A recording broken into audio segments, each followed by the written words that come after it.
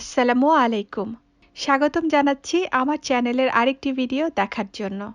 দেশে এখন প্রচণ্ড গরম, আর গরমে তরমুজটাই আমাদের জীবনে নিয়ে আসে একটু প্রশান্তি।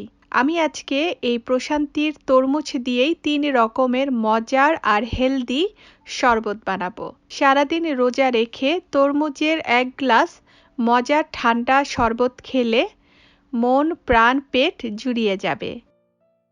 অবশ্যই তরমুজের জন্য তো তরমুজ লাগবে। আমি এখানে তরমুজ নিয়ে রেখেছি টুকরা টুকরা করে কেটে। তরমুজের বিচি ফেলে দিতে হবে। লেবু নিয়েছি, তেঁতুলের টক নিয়েছি, ছোট 1 টুকরা আদা নিয়েছি, লবণ নিয়েছি, চিনি নিয়েছি, বিট লবণ নিয়েছি, আরও নিয়েছি হচ্ছে টালা জিরা গুঁড়া। এই উপকরণগুলো দিয়েই ঘুরিয়ে পেঁচিয়ে 3 রকমের তরমুজের শরবত বানাবো। প্রথমে আমি বানিয়ে নিচ্ছি তরমুজের লেমনেড। লেমনেডের জন্য 3 কাপ টুকরা করে কাটা তরমুজ ব্লেন্ডারের জগে নিয়ে নিচ্ছি। দিয়ে দিচ্ছি একটি লেবুর অর্ধেকটা রস। 2-3 টেবিল চামচ চিনি দিয়ে দিলাম।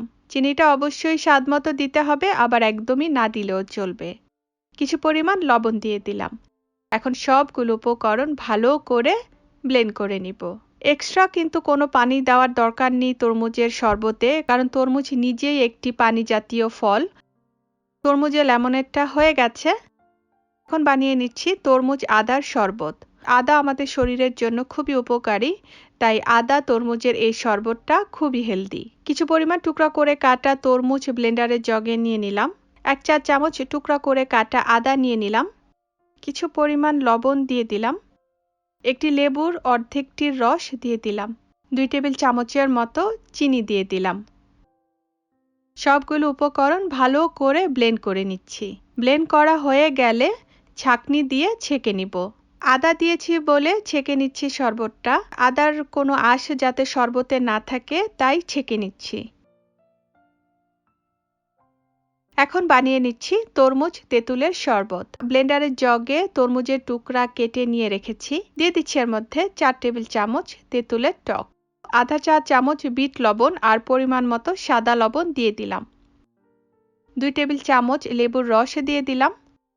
আধা চা চামচ টালা জিরা গুঁড়া দিয়ে দিলাম। 2 টেবিল চামচের মতো চিনি দিয়ে দিলাম। ভালো করে ব্লেন্ড করে নিলাম। 3টি শরবত বানানো হয়ে গেল। এখন সার্ভ করার পালা। মগের মধ্যে কয়েক টুকরা বরফ দিয়ে দিলাম। দিচ্ছি এখানে কয়েকটি পুদিনার পাতা। তরমুজ আদার শরবতটা দিয়ে দিলাম।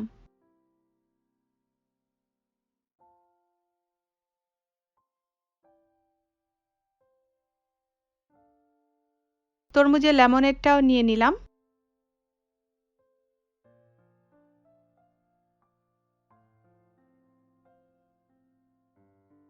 আর নিয়ে নিচ্ছি তরমুজ তেঁতুলের শরবতটা। ব্যাস তৈরি হয়ে গেল প্রশান্তির আরেক নাম, তরমুজের 3 রকমের শরবত। আসলে আজকের ভিডিওটা কোনো রেসিপি না, আমি যেভাবে মাঝে মাঝে তরমুজের শরবত বানিয়ে খাই সেটাই আপনাদের সাথে শেয়ার করলাম। আপনারা কিভাবে বানিয়ে খান আমার সাথে কিন্তু চাইলে শেয়ার করতে পারেন। এই তো আমার আজকের এই ভিডিওটি শেষ হয়ে গেল। চলে যাচ্ছি। ভালো থাকবেন সবাই। ইফতারের পরে বেশি বেশি পানি খাবেন আর সাবধানে থাকবেন। আল্লাহ হাফেজ।